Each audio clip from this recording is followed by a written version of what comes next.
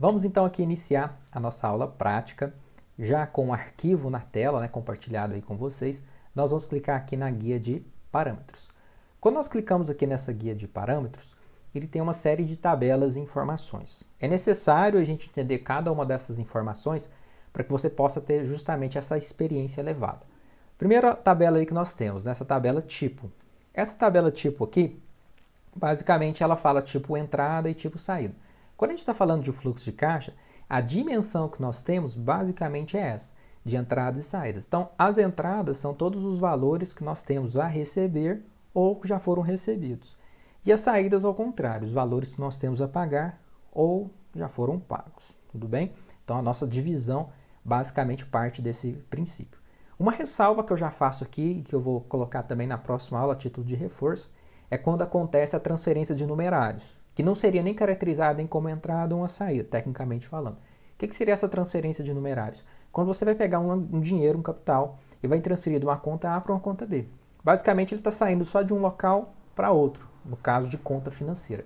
Então, ele não é caracterizado como entrada e nenhuma saída, ok? Tudo bem que acontece a movimentação financeira, né? Sai o dinheiro e entra para outra, mas ele não acaba sendo lançado, né, a título de entrada e saída como uma despesa, no sentido para a gente analisar isso como um fluxo de saída. Por exemplo, o seu dinheiro acabou apenas trocando de lugar. Uma analogia que eu faço rapidamente para você entender isso seria você basicamente mudar, por exemplo, uma roupa do local do seu guarda-roupa. Ao invés dela estar, por exemplo, numa estante, você colocou ela no cabide. Então você não teve uma perda do seu material, você apenas transferiu de local. Tudo bem? Seguindo aqui, nós temos as naturezas de entradas. Basicamente, uma empresa, né, ela tem 3 tipos de natureza de entrada aqui como um critério que nós colocamos para que você possa até ter o mínimo possível, vamos dizer assim, de operações de entrada, mas ao mesmo tempo você pode sentir a vontade em alterar esses nomes. A primeira, reconhecida, a gente chamou de receita, que são que as vendas da atividade operacional. Então, todas as vendas que você faz, que está relacionado ao seu negócio, nós chamamos aqui de receita. Se você quiser, você pode mudar para vendas, né? Pode colocar terminologia que faça mais sentido para você. O segundo tipo de receita que nós temos, ou seja, de vendas, de entradas, né? Nós temos as receitas financeiras. Essas receitas financeiras basicamente referem-se quando o cliente paga em atraso e você recebe uns juros. Aquele valor adicional que você está recebendo, por exemplo, eu vendi a mercadoria por 10, mas ele me pagou em atraso, não foi de acordo com aquele dia combinado. Ele me pagou fora do prazo. E eu cobrei uns juros de R$1. Então aquele R$1 a mais, ele é caracterizado como receita financeira, tecnicamente falando. E o terceiro tipo de receita, que a gente chamou de outros, seria realmente o que não está contemplando esses 2 primeiros. Um exemplo disso é quando você desfaz, por exemplo, de um equipamento. Então você tinha um equipamento na sua loja para atender os seus clientes, para produção, ou mesmo, por exemplo, um computador. Você desfez esse imobilizado e você automaticamente reconhece uma receita desse imobilizado. Então essa receita desse imobilizado a gente caracteriza como outros, porque não faz parte da sua atividade fim do seu negócio e também não é uma receita relacionada aos juros.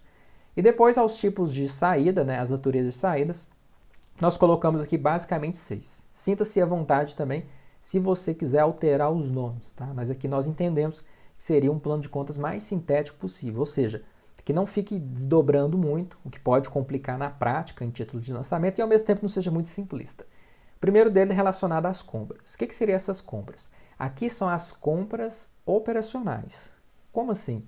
As compras que fazem sentido no seu negócio. Por exemplo, então se eu trabalho com confeitaria, então aquelas compras que fazem sentido para eu poder ter aquelas vendas. Então ali vai entrar o óleo, vai entrar o leite, vai entrar os ovos. Então essas compras são as que geram receita, que você vai ter um processo ali de fabricação, industrialização, produção, para depois fazer a venda. Então aqui não entraria, por exemplo, compras de utensílio de limpeza, ok? Então, a não ser que você trabalhe com venda disso. Então essa compra aqui basicamente seria o que corresponde à nossa ficha técnica, para quem assistiu às nossas aulas lá, relacionado também no canal da Sabrina, onde a gente fala sobre os conceitos de custos, de despesas, né? E falando sobre a ficha técnica, ok? Depois nós temos as taxas das vendas. Essas taxas das vendas basicamente aqui são as comissões, são os entregadores, né? Tudo que você vai ter de saída relacionado à sua venda, tá? E aqui entraria também as taxas das máquinas de cartão de crédito. Então, por exemplo, vendi um produto por R$10, eu vou ter uma taxa que vai incidir em cima daqueles 10, né? Que vai reduzir o valor da minha venda. Então, essas taxas de vendas estão relacionadas realmente à operação em si. Toda vez que acontecer a venda, eu tenho essas taxas, tá? Pode ser as comissões, geralmente, Pode ser essas taxas da maquininha, pode ser taxas de plataforma ou mesmo entregador. Depois nós temos os gastos fixos. O que são esses gastos fixos? Tudo que não contemplam basicamente nos anteriores que nós falamos. Vou dar aqui alguns exemplos. Vão acontecer independentemente das vendas, tá ok? Então uma conta, por exemplo, que você coloca lá de maneira integral ou parcial, o aluguel entraria como gasto fixo, a conta de energia, a conta de telefone. Então são as despesas ali administrativas, que não estão, de certa forma, ligadas diretamente ao seu negócio. Isso são exemplos de gasto fixo. E depois nós temos os juros, que é o exemplo reverso da receita financeira, que é a despesa financeira. Ou seja, se você paga um fornecedor em atraso, você tem os juros, você tem aquelas taxas também, você tem a multa, juros. Então aqui você entraria as despesas financeiras. Ou se você fizer um financiamento, entraria aquela parcela, né, relacionada aos juros, ok? Então a parte da parcela que você paga e está relacionada aos juros, entra aqui também. E depois nós temos a retirada do sócio, conhecido também como prolabore, resumidamente é o salário dos proprietários. De maneira técnica, ele estaria agrupado nos gastos fixos. Eu gosto de separar a retirada do sócio para a gente entender quais são os gastos da operação, né, que vão acontecer de maneira fixas e qual a retirada que os sócios estão tendo, para a gente separar esses dois aí e ver a diferença. Tudo bem? Então ali a retirada do sócio se tiver um ou mais. E por fim, mas não menos importante, os investimentos. O que seriam esses investimentos? São valores geralmente expressos monetariamente de um maior valor. Exemplo, eu vou comprar uma máquina para automatizar o meu processo. Vamos supor que essa máquina é R$3.000. Então você vai lançar como investimento, porque você vai fazer essa aquisição de maneira não recorrente e geralmente é um valor mais, vamos dizer assim, ele tem mais atratividade, né? Um maior valor representado, né? Ao mesmo passo que, por exemplo, você às vezes vai lançar, você vai comprar, né, uma analogia para ficar fácil entender esse investimento. Você vai comprar papel higiênico e você vai comprar aquele suporte do papel higiênico. Então, o simples fato de você comprar o papel higiênico, né, que é, por exemplo, um material de limpeza, ele entraria no gasto fixo, porque independentemente das vendas, entra lá. Inclusive, seria um material de limpeza. Tudo bem, acontecendo ou não a venda, você vai ter essa compra desse, né, instrumento, de repente, no banheiro ali da empresa. Já aquele suporte do papel higiênico, como ele vai ser um apoio e vai ficar ali por muito tempo, não vai ser uma compra recorrente, ele já vai entrar como investimento, né? De repente você comprou ele uma única vez, vai fixar na parede e está pronto. Então seria mais ou menos esse exemplo. Alguns outros exemplos dentro do negócio, além do maquinário, pode ser notebook, pode ser curso. Tudo que tem um valor relativamente relevante para o negócio, até para você tangibilizar quanto você está reinvestindo no negócio. Tudo bem? Então essas são as naturezas de saídas. Depois nós temos aqui as contas financeiras. Logicamente que aqui já está preenchido, essas contas financeiras vai de acordo com a sua realidade. Então aqui a gente colocou alguns exemplos, mas você pode fazer a análise aí se você já tem alguma conta. Então a conta que você movimenta em dinheiro, geralmente é conhecido como caixa ou tesouraria. A conta que você tem num banco, se esse banco fornecer uma conta corrente, uma conta poupança, uma conta investimento e cartão de crédito, você vai ter 4 contas diferentes.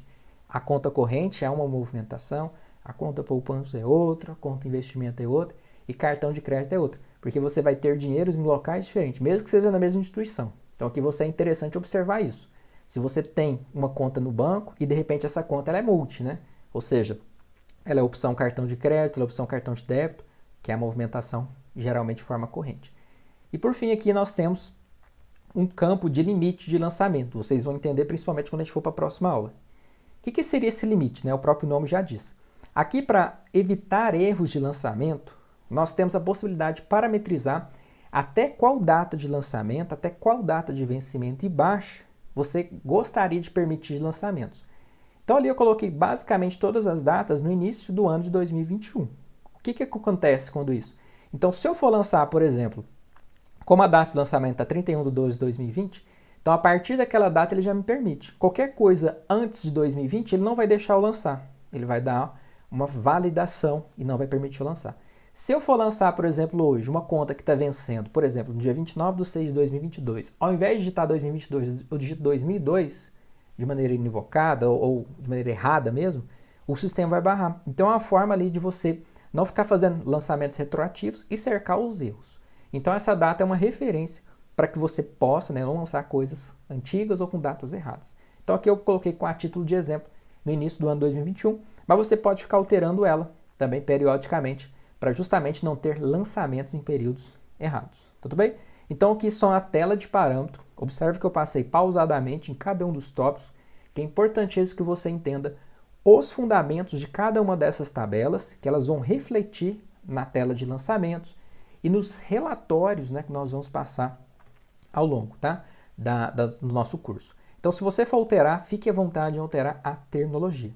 Se você for alterar a quantidade de contas, tá? Eu recomendo que as contas financeiras aqui, né, nós já parametrizamos, ela não tem limite. Você pode cadastrar várias. Mas no caso da quantidade de entradas e saídas, nós recomendamos que você use essa quantidade, tá? No caso para entradas 3, no caso para saídas 6, essa quantidade que nós estamos apresentando aqui. Caso você deseje usar mais do que essa quantidade que está aqui, você vai ter que entrar em contato conosco, pois todos os nossos relatórios, tá? Os nossos dashboards foram todos parametrizados para comportar essa quantidade. Então é necessário fazer uma personalização caso você tenha essa necessidade. Tudo bem? Qualquer tipo de dúvida, nós estamos à disposição. Fique à vontade de deixar o seu comentário. E eu espero você na próxima aula, onde nós vamos falar sobre a tela de lançamentos. Até lá!